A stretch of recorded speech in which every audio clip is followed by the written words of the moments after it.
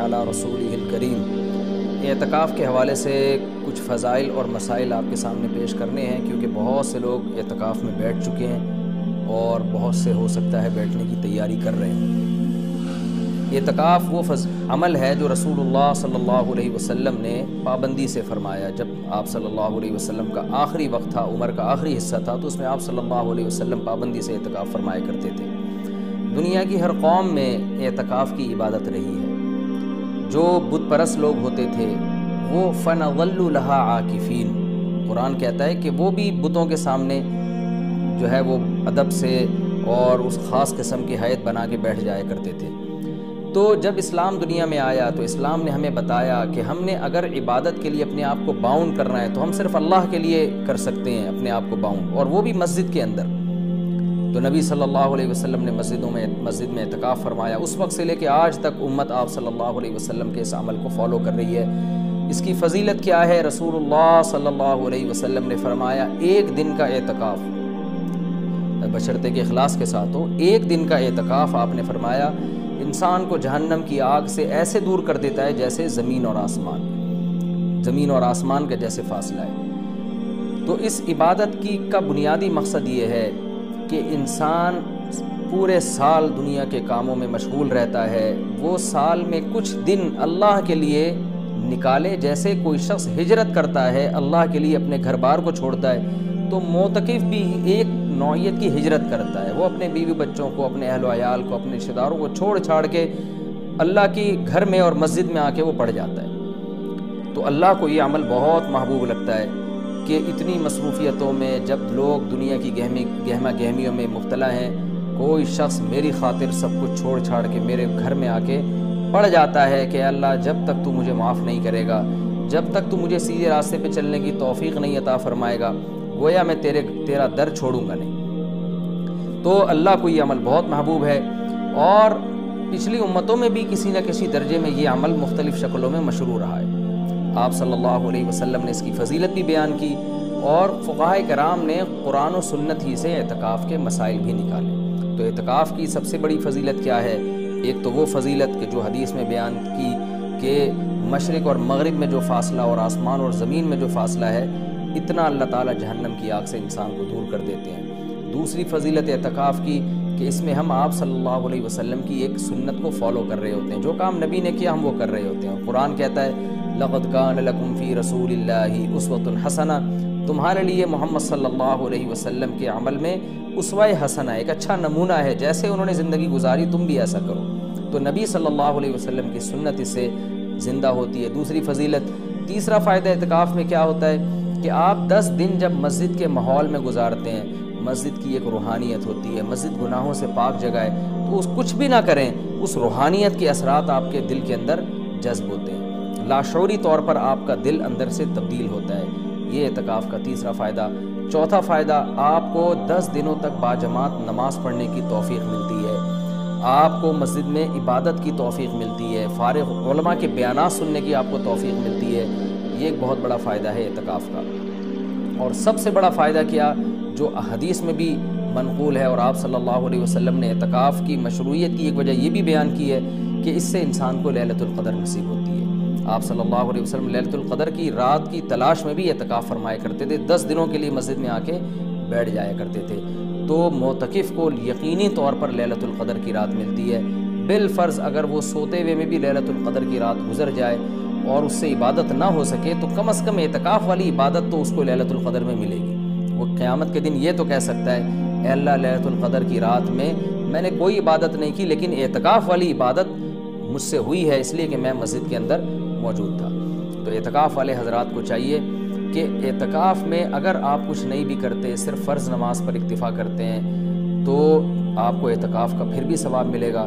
لیکن یہ جب اللہ کی طرف سے اتنا بہترین پیکیج آپ کو ملا ہوا ہے، آپ فارغ بھی ہیں، رمضان کا آخری عشرہ بھی ہے، اپنے آپ کو آپ نے باؤنڈ کیا ہوا ہے مسجد میں، تو سو کے یہ وقت گزار دینا یہ بہت بڑے اجر سے محرومی کا ذریعہ ہے۔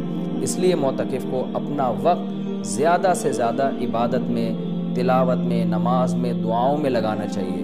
اعتکاف میں انسان کی دعائیں بہت قبول ہوتی ہیں، تو رات کا آخری حصہ بھی ہو اور رمضان کا آخری عشرہ بھی ہو اور اعتکاف کی حالت بھی ہو، تو اتنے یعنی دعا کی قبولیت کا اس سے بڑا سبب کوئی ہو نہیں سکتا۔ تو معتکفین حضرات کو راتوں کے آخری حصے میں دعاؤں کا بہت زیادہ اہتمام کرنا چاہیے، اور معتکف کو چاہیے کہ رمضان کا یہ جو آخری عشرہ آپ نے اعتکاف کے لیے سلیکٹ کیا ہے، تو اس میں صرف اعتکاف برائے اعتکاف نہ ہو، بلکہ یہ ایک ورکشاپ ہونی چاہیے جس میں آپ یہ نیت کریں کہ میں جب مسجد سے نکلوں گا تو میں مکمل چینج ہو چکا ہوں گا۔ اگر آپ کی داڑھی نہیں ہے، آپ اعتکاف میں نیت کریں میں داڑھی کٹانے سے توبہ کروں گا۔ اگر آپ سود کھاتے ہیں، آپ نیت کریں میں 10 دن ایسے گزاروں گا کہ جب میں باہر نکلوں تو میں سود سے توبہ کر چکا ہوں۔ اگر بد نظری کی عادت ہے، آپ 10 دن اعتکاف میں اللہ سے دعا مانگیں کہ مجھ سے بد نظری چھوٹ جائے، اور یہ نیت کریں کہ میں اعتکاف میں نکلنے سے پہلے اعتکاف سے نکلنے سے پہلے اس لعنت سے توبہ کر چکا ہوں گا۔ اگر آپ کو دھوکہ دینے کی عادت ہے، بد اخلاقی کی عادت ہے، ماں باپ کا دل دکھانے کی عادت ہے، بیوی کا حقوق نہیں ادا کر رہے، بچوں کے ساتھ رحمت والا معاملہ نہیں کر رہے، اخلاق خراب ہے آپ کے، ان تمام بیماریوں سے اور ان تمام گناہوں سے توبہ کا فیصلہ کریں۔ بلکہ میں تو یہاں تک معتکفین کو کہتا ہوں، جو میں نے علماء سے سنا ہے، کہ اعتکاف میں جس دن بیٹھیں سب سے پہلا کام آپ یہ کریں کہ اپنے گناہوں کی ایک لسٹ بنا لیں کہ بھئی میرے اندر یہ گناہ ہے، نماز قضا کر دیتا ہوں میں شراب پیتا ہوں، میں بدنظری کرتا ہوں، یا میں اللہ نہ کرے اور کوئی بڑا جرم کر رہا ہوں، تو سارے جرائم کی لسٹ بنائیں، اور پھر آپ یہ نیت کریں اور وہ پرچی اللہ کے سامنے دعا میں رکھا کریں، اللہ یہ میرے جرائم ہیں تو مجھے ان سے توبہ کرنے کی توفیق دے دے، تو پھر وہ اعتکاف حقیقت میں آپ کا اعتکاف بنے گا۔ اور میں نے اپنی زندگی میں دیکھا ہے کہ جنہوں نے صحیح طرح سے اعتکاف کیا ان کی زندگیاں ہمیشہ کے لیے تبدیل ہو گئی۔ اکثر توبہ کرنے والے وہ ہوتے ہیں جو اعتکاف میں جا کر ان کو توبہ کی توفیق ملتی ہے۔ تو یہ بہت بڑی عبادت ہے، اس کا اہتمام کرنا چاہیے۔ دوسری بات، پہلے دن سے اپنا عبادت کا کوئی اسکیجول بنا لینا چاہیے۔ ایسا نہ ہو کہ آپ آگے بیٹھ گئے، اب سوچنے میں 3 دن گزار دیں گے کہ آپ نے کرنا کیا ہے۔ تو اپنا ایک اسکیجول بنائیں کہ بھئی تہجد کتنی، تراویح کی تو پابندی کرنی ہے، تہجد کتنی پڑھنی ہے، اور کتنے پارے اس میں پڑھنے ہیں، یا کتنی مقدار میں تلاوت اس میں کرنی ہے، تسبیحات کتنی کرنی ہے، کون سی کرنی ہے، دعا کس وقت مانگنی ہے، کتنی دیر مانگنی ہے، یہ پورا ایک اسکیجول پہلے سے ہونا چاہیے آپ کا۔ کھانے پینے کی ترتیب تو پہلے دن بن جاتی ہے کہ سحری کون لے کر آئے گا، افطاری کون لے کر آئے گا، اور رات کا کھانا کون لے کر آئے گا، اور چائے کب پینی اور کون کس وقت لے کر آئے گا، یہ تو ترتیب میں پوری بن جاتی ہے۔ تو یہ تو آپ باہر بھی کر سکتے تھے یہ کام، اعتکاف تو عبادت کے لیے ہے، تو عبادت کی ترتیب بنانا یہ چائے اور کھانے پینے کی اور پکوڑے اور سموسوں کی ترتیب سے زیادہ ضروری ہے اعتکاف میں۔ تو شروع میں اس کا اسکیجول بنا لینا چاہیے۔ اس بارے میں کچھ مسائل بھی ہیں کہ اعتکاف کن چیزوں سے ٹوٹتا ہے۔ پہلی بات تو یہ ہے کہ اگر آپ کا روزہ ٹوٹ گیا تو اعتکاف بھی خود بخود ٹوٹ جائے گا۔ اعتکاف جب بھی ٹوٹے گا تو قضا 1 دن کی ہوتی ہے اس کی۔ جیسے کسی کا اعتکاف ٹوٹ گیا تو وہ اگلے ہی دن مغرب سے پہلے قضا کی نیت کر لے، اور یہ نیت کرے کہ میں جو آج اعتکاف ٹوٹا ہے اس کی میں قضا کر رہا ہوں، کیونکہ وہ سنت اعتکاف تو اب اس کا ختم ہو جائے گا، وہ ایک قضا اعتکاف کرے اور پھر آگے نفلی اعتکاف کی نیت سے مزید دن اگر باقی ہیں تو مسجد میں بیٹھ جائے، تو وہ 24 گھنٹے روزے کے ساتھ قضا اعتکاف کی نیت کر لے گا، یعنی 24 گھنٹے اعتکاف ہوگا اور روزے کے ساتھ، روزہ جو صبح صادق سے غروب آفتاب تک ہوتا ہے۔ کن چیزوں سے اعتکاف ٹوٹتا ہے میں اس پہ تذکرہ کر رہا تھا۔ ایک، روزہ اگر ٹوٹ گیا تو اعتکاف بھی ٹوٹ جائے گا۔ دوسرا، بلا شرعی عذر اگر آپ مسجد سے باہر نکل گئے تو آپ کا اعتکاف ٹوٹ جائے گا۔ شرعی عذر کیا ہے؟ شرعی عذر ہے سب سے پہلے قضائے حاجت ہے۔ قضائے حاجت کے لیے آپ جا سکتے ہیں اور اس دوران چلتے چلتے باتیں بھی کر سکتے ہیں، رک کے آپ باتیں نہیں کر سکتے۔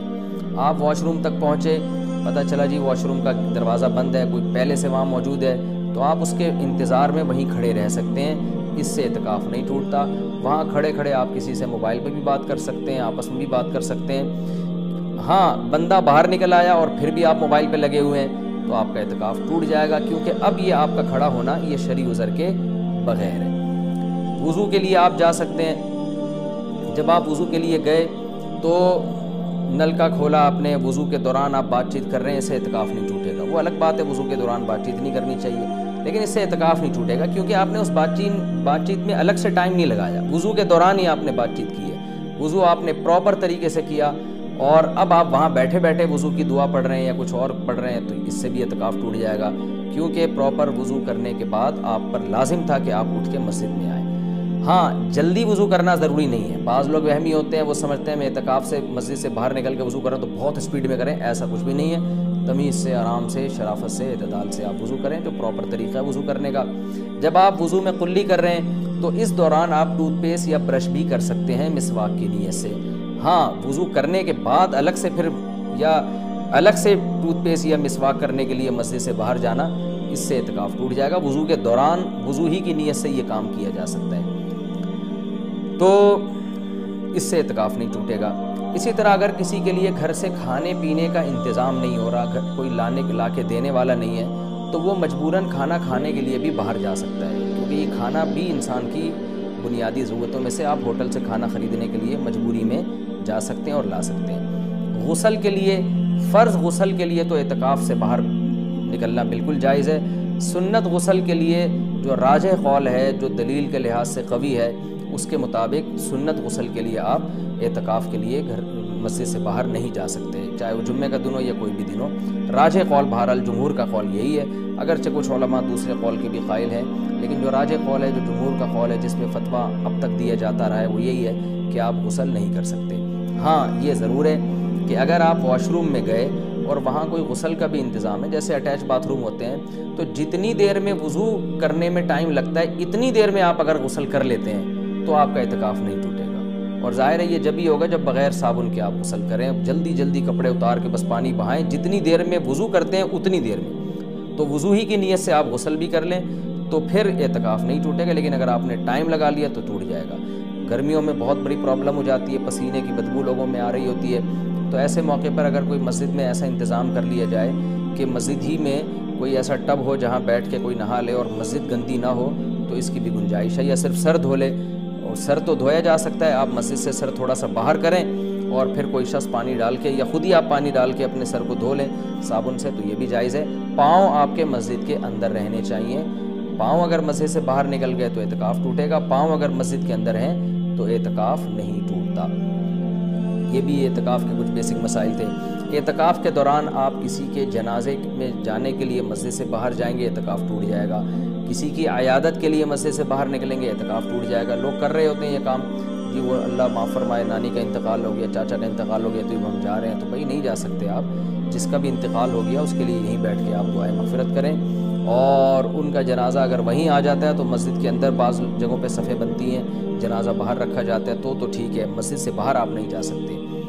اسی طرح ایک اور بھی گنجائش ہے کہ اگر کسی کو اعتکاف کے دوران پہلے سے پتہ ہے کہ مجھے کسی ضروری کام سے جانا پڑے گا، تو وہ مستثنیٰ بھی کر سکتا ہے، یعنی اعتکاف میں بیٹھنے سے پہلے وہ یہ نیت کر لے کہ فلاں دن اتنے ٹائم تک کا جو وقت ہے میں اعتکاف سے خارج کر رہا ہوں، تو وہ فلاں دن جب آئے گا تو وہ مخصوص ٹائم اس کا اعتکاف میں داخل ہی نہیں ہوگا، تو اس دوران وہ مسجد سے باہر جا سکے گا، اس کا اعتکاف نہیں ٹوٹے گا۔